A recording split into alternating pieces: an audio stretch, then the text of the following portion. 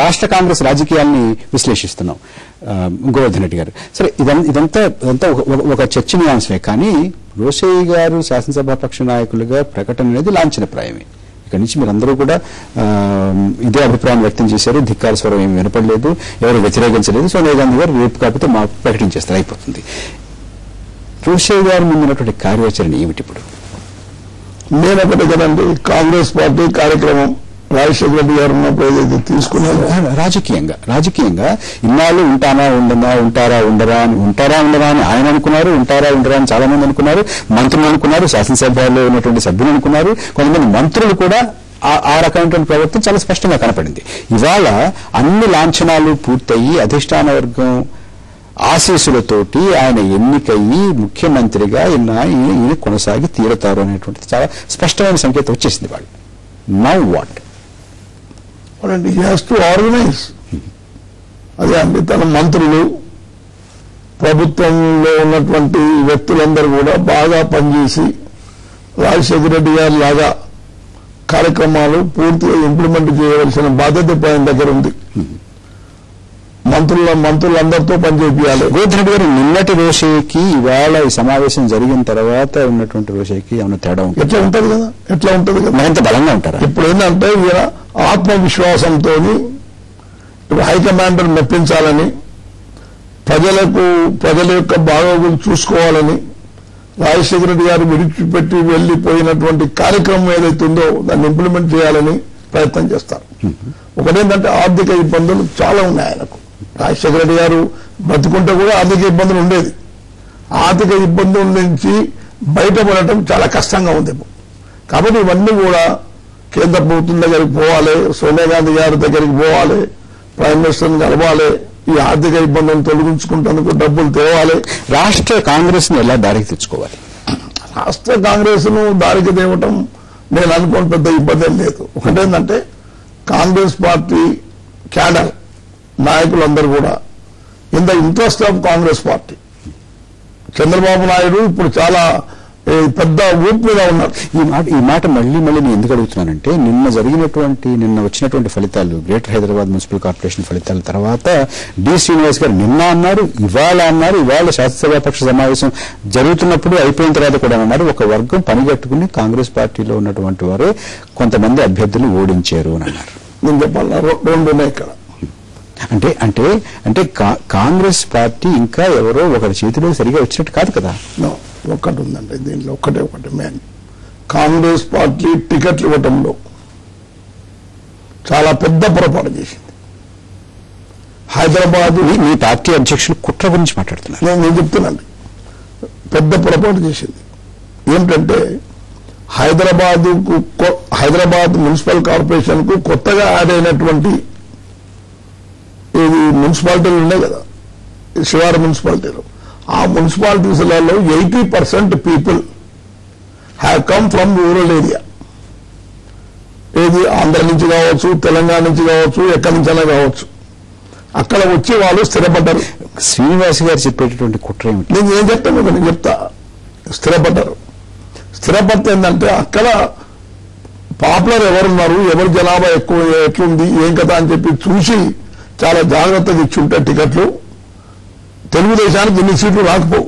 తెలుగుదేశానికి వచ్చిన సీట్లన్నీ ఇక్కడనే కదా, రూరల్ ఏరియాలో వచ్చినాయి కానీ హైదరాబాద్ సీట్లు రాలేదు కదా. ఇదొకటి. దీనికి ఏంటంటే ఎందుకు జరిగింది ఈ విధంగా అన్నది ఒకటి ప్రూవ్ చేయాలి. దాని తర్వాత ఇక సెకండ్ పార్ట్ ఏంటంటే కొంతమంది మంత్రులు, కొంతమంది శాసనసభ్యులు పని కట్టుకొని ఓడించడానికి ప్రయత్నం చేశారు. అంటే రాష్ట్ర కాంగ్రెస్ ఇంకా ఇప్పుడున్నటువంటి ముఖ్యమంత్రి, ఇప్పుడున్నటువంటి పిసిసి అధ్యక్షుడి చేతిలో పూర్తిగా లేదు. దీంట్లో ఏంటంటే వాడు దీన్ని దృష్టిలో పెట్టుకుంటే రోషయ్య గారి ముందు ఉన్నటువంటి రాజకీయ కార్యాచరణ ఏమిటి? పార్టీ ఎలా చేతిలో తీసుకోవాలి? అదే చెప్తున్నా. అంటే రాష్ట్ర మంత్రివర్గాన్ని మార్చుకోవాలా? తనకు అనుగుణంగా ఉన్నటువంటి రాష్ట్ర మంత్రివర్గాన్ని తీర్చిదిద్దుకోవాలా? ఒకటి ఉందండి, చేసుకుంటారా? ఒకటే ఉందంటే కాంగ్రెస్ పార్టీని పటిష్టవంతం చేయాలి. నెంబర్ 1, ఇప్పుడు ఎన్నికలు జరుగుతున్నాయి కాబట్టి దానికి తగినటువంటి కార్యక్రమం జరుగుతుంది. సెకండ్ ఏంటంటే ఈ మంత్రులను కూడా కంట్రోల్ చేసుకోవాల్సిన జిమ్మేదారీ చీఫ్ మినిస్టర్ పైన ఉంది. సత్యనారాయణ గారు ఇంకోటి ఎవరెవరైతే ఇప్పుడు తప్పులు చేసిందని చెప్పి ప్రూవ్ అయిందో వాళ్ళ మీద యాక్షన్ తీసుకోవాల్సిన అవసరం కూడా ఉంది. సత్యనారాయణ గారు, ఇప్పుడు డి శ్రీనివాస్ గారు మాట్లాడిన దాంట్లో చెప్తాను. మాట నేపథ్యంలో రోషయ్య గారు ముందున్నటువంటి రాజకీయ పరమైనటువంటి సవాలు ఏమిటి, రాజకీయ పరమైన కార్యాచరణ ఏమిటి? ఇంతవరకు రోషయ్య గారిలో ధీమా లేకపోవడానికి శాసనసభాపక్ష నిర్ణయాలు చేయాలనేది ఒక ఆలోచనతో ప్రజల నుంచి అనుమానం ఉన్నాయి. ఆయనకి లేకపోవచ్చు, కానీ చేత అధిష్టానం ఆయన కూర్చోబెట్టి అధిష్టానం వెనకాల ఎన్నో దండ అన్నీ ఉన్నమాట వస్తాం, దాంట్లో మొక్కటం లేదు. ఆయనకుండే ఆలోచన కొంత ఏమాసులు ఉండడం వల్ల కొన్ని నిర్ణయాలు తీసుకోకపోవచ్చు, కానీ ఎక్కడ కూడా 190% నిర్ణయాలు ఫాస్ట్గానే వెళ్తున్నారు. ఓ 10% ఏమన్నా అటు ఇటు లాగడం అనేది సహజంగా ఉండే మానసికమైన పరిస్థితుల్లో ఈ కన్ఫర్మ్ అవ్వాలి కదా అనే ఆలోచనతో ఉండొచ్చు. కానీ ఎనీహౌ ముఖ్యమంత్రిగా ఆయన చేయవలసిన బాధ్యతలు చేస్తున్నారు. ఇంకా పార్టీని ఇంకేదంటే ఇదివరకు రాజశేఖర రెడ్డి గారు చరిస్మా వేరు, అలాగే రోషయ్య గారి యొక్క తెలివితేటలు కానీ దీర్ఘకాలికమైన రాజకీయాలు కానీ ఆయన తెలివితేటలు వేరు. కానీ షార్మింగ్ ఎంచేతంటే ప్రజల్లో ఆకర్షణ శక్తి ఉన్నప్పుడు రాజశేఖర రెడ్డి గారు పోయిన తర్వాత కొంత గ్యాప్ పార్టీలో డెఫినెట్గా వచ్చింది. దాంట్లో మనం మొక్కట పడక్కర్లా, చెప్పక్కర్లా. అటువంటి చరిస్మా ఇంకా కావాలనేది పార్టీలో అవసరం. మరి ఇవాళ డి శ్రీనివాస్ గారు ఎలిగేట్ చేయడం అనేది ఇది నాకంత నచ్చలేదు. కారణం ఏంటంటే ఇవాళ పెద్ద ఆయన చెప్తున్నారు మంత్రులు కానీ ఎమ్మెల్యేలు కానీ ఓడించారనేది, అది కదా అని కాదు. సీట్లు సెలక్షన్లోనే కొన్ని పొరపాట్లు జరిగినమాట పబ్లిక్లో వచ్చింది. అది ఈరోజు రిజల్ట్స్ వల్ల దాంట్లో బహిర్గతమైంది. ఈనాడు సీట్ల కేటాయింపులోనే ఇక్కడ అనైక్యత భావం ప్రధానంగా ఈ హైదరాబాద్ గ్రేటర్ ఎన్నికల్లో కనిపించింది. తద్వారా దాంట్లో ఫలితాలు కూడా అలాగే మరి ఎంతో ఊహించాం మేము కూడా 60 పైన వస్తాయి, డెఫినెట్గా సర్వేలు ఏమో 70 దాకా వస్తాయని చెప్పినప్పుడు కూడా మినిమం 60 వస్తాయని మేము అంచనాలు వేసాం. 60-65 దాకా వస్తాయని అంచనాలు వేసినప్పుడు కూడా ఊహించిన దానికన్నా తక్కువ వచ్చింది. అదే రకంగా ఇవాళ వీరప్పమల్లి గారు కూడా ఆయన నిరోస నిస్పలు కూడా చెప్పడం జరిగింది. ఈరోజు ముఖ్యమంత్రిగా రిజైన్ చేయకుండా కాపాడగలిగారు తప్ప ఆశించిన ఫలితాలు రాలేదు. మనం ఒకసారి న్యాయపరమైనటువంటి చట్టపరమైనటువంటి విషయాన్ని కూడా స్పృశిద్దాం. రవిశంకర్ గారు, ఇప్పుడు ఒక ప్రజా ప్రయోజన వ్యాజ్యం జరుగుతోంది హైకోర్టులో. రోషయ్య గారు శాసనసభాపక్ష నాయకుడిగా ఎన్నిక కాలేదు, ఎన్నిక కాకుండా ఆయన ముఖ్యమంత్రిగా కొనసాగేటువంటి అర్హత లేదు అనేటువంటి మాట. ఇప్పుడు ఇవాళ ఇంచుమించుగా ఆ ప్రక్రియ పూర్తయిపోయింది. ఇంకేం జరుగుతుంది? అసలు నా లెక్క ప్రకారం అండి అసలు ఆ వాదనే కరెక్ట్ కాదు. కారణం ఏంటంటే రాజ్యాంగంలో ఎక్కడ పొలిటికల్ పార్టీకే డెఫినేషన్ లేదు. పొలిటికల్ పార్టీ డెఫినేషనే రాజ్యాంగంలో లేదు. పొలిటికల్ పార్టీ డెఫినేషన్ ని మనం ఎలక్షన్ లాస్ నుంచి తీసుకుంటాం, రిప్రజెంటేషన్ ఆఫ్ పీపుల్స్ యాక్ట్ నుంచి తీసుకుంటున్నాం. కాబట్టి రాజ్యాంగంలో పొలిటికల్ పార్టీ మీటింగ్ గురించి ఉంటుందనుకోవడం అనేది కరెక్ట్ పద్ధతి కాదు. అందువల్ల ఏమవుతుందంటే రాజ్యాంగంలో కాకుండా మీకు మీ ఒక సంప్రదాయం ఉందో, కన్వెన్షన్ ఉంది లేదండి. అది constitutional conventions are different, party conventions are different. Legislature party లీడర్ని ఎన్నుకోవటం అనేది party convention, it is not a constitutional convention.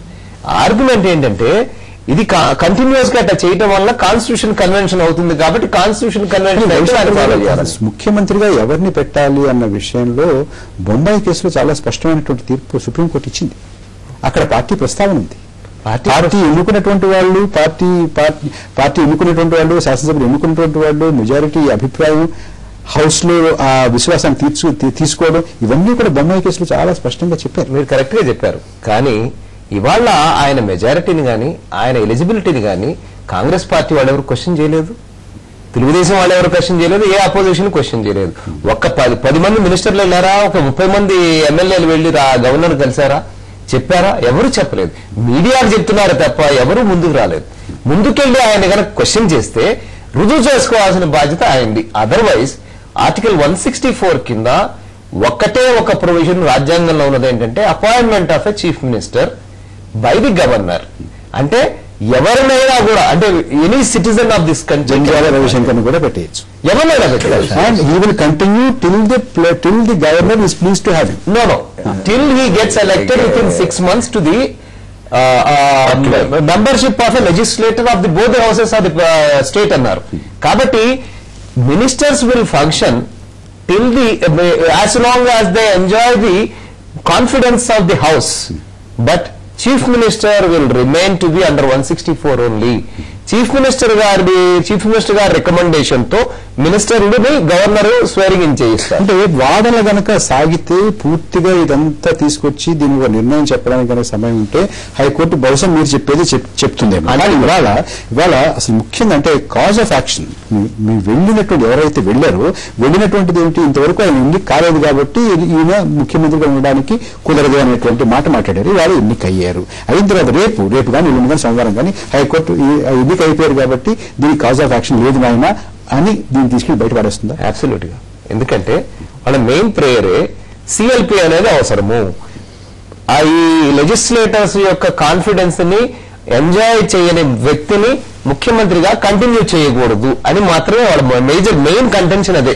తర్వాత ఇంట్రీమ్ ప్రేయర్ కింద ఆ ప్రేయర్ కి ప్రాతిపదిక ఉండదు, పోయింది, ఆల్రెడీ పోయింది, ఇవాళతో అది వెళ్ళిపోయింది. కాబట్టి ఇంకా మీకు ఏదైతే మీరు ప్రేయర్ అడిగారో ఆ ప్రేయరే లేదు కోర్టు ముందు, కోర్టు ఇంకా ఇంటర్ఫియర్ అవ్వదు, దాని గురించి మాట్లాడదు. కాబట్టి అసలు ఇవన్నీ కాదండి. వాళ్ళని మళ్ళీ చెప్తున్నాను, ఈ ఆర్గ్యుమెంట్స్ ఏది ఏమైనా కూడా రాజ్యాంగంలో వేరే ప్రొవిజన్ ఏం లేదు. ఇంకా ఒక్క 164 ఉంది. 164 కింద ఎప్పుడైతే ఒక ముఖ్యమంత్రి ఒక వ్యక్తిని ఆల్రెడీ ఎన్నిక చేశారు. ఇంకో ఇంపార్టెంట్ ఇష్యూ ఏంటంటే ఈ 2 సభల్లో ఒక సభకి 6 నెలల్లో ఎలక్ట్ అయి ఉండాలి అన్నారు. కానీ ఆల్రెడీ ఒక సభలో లెజిస్లేటర్ కాబట్టి ఆ ప్రొవిజన్ కూడా పోయింది ఇప్పుడు. కాబట్టి అబ్సల్యూట్ గా ఇవాళ మనం ఇందాక మీరు మాట్లాడుతున్నారు, ఇవాళ నుంచి రోసయ్య గారు గట్టిగా ఉంటారా అంటే అవసరం లేదు. ఆయన డే నుంచి గట్టిగానే ఉన్నారు, అవసరం లేదు. ఎందుకంటే రాజ్యాంగంలో వేరే అవసరమే లేదు, వేరే క్లాజే లేదు, ప్రొవిజనే లేదు. అయితే ఏంటంటే మనకి వీళ్ళు పార్టీ కన్వెన్షన్ కింద పార్టీ రాజ్యాంగంలో, భారత రాజ్యాంగంలో పార్టీ రాజ్యాంగంలో మనం ఒక పర్సన్ ని మనం తీసుకోవాలి. ఇది కనుక మనం ఇంకోసారి కనుక విశదీకరించుకుంటే భవన వెంకటరామరెడ్డి గారికి ఇది వచ్చింది. అదే టైంలో ప్రకాష్ రావు గారిని ఆయన కూడా డిప్యూటీ సీఎం గా మనం అపాయింట్ చేసుకున్నాం, తెలంగాణ నుంచి వచ్చారు. ఉన్నట్టుండి ఈ కవర్లు తీసి అప్పట్లో కవర్లు ఉండేది, ఈ కవర్లు తీసేపటికి ఇద్దరు చూసుకుంటే ఇద్దరు లెజిస్లేటివ్ కౌన్సిల్ నుంచి వచ్చారు. కాబట్టి అప్పుడు అల్టిమేట్ గా ఏం చేశారంటే మరి చట్టసభ అంటే అసెంబ్లీ నుంచి ఎవరన్నా ఎన్నుకోవాలి కదా లెజిస్లేటివ్ పార్టీని, లీడర్ని అని. అప్పుడు లెజిస్లేటర్ పార్టీని లీడర్ని మళ్ళీ సపరేట్ గా ఎన్నుకోవడం జరిగింది. లీడర్ ఆఫ్ ద హౌస్ గా ఆన్ ది ఫ్లోర్. కాబట్టి ఇవాళ రోసయ్య గారు కౌన్సిల్ నుంచి ఉన్నారు కాబట్టి లీడర్ ఆఫ్ ది హౌస్ గా మళ్ళీ అసెంబ్లీలో ఎందుకంటే రోసయ్య గారు ఈ సభ నుంచి మెంబర్ కాదు కాబట్టి ఈ సభలో ఒకరిని ఎన్నుకోవాల్సిన అవసరం ఉంది. ఇంత తప్ప ఇందులో అసలు ఏ డిస్కషన్ కి స్కోపే లేదండి. అంటే చట్టపరమైనటువంటి రాజ్యాంగపరమైనటువంటి మీమాంసలకి ఏమి ఉండాల్సిన అవసరమే లేదండి. మీ దృష్టిలో ఇప్పటికే లేవు, ఇప్పుడు అసలు ఉండడానికి అవసరం లేదు. ఉండడానికి అవసరం. ఇప్పుడు చిన్న విరామం తీసుకుందాం. విరామం తర్వాత మన చర్చను కొనసాగించుకుందాం.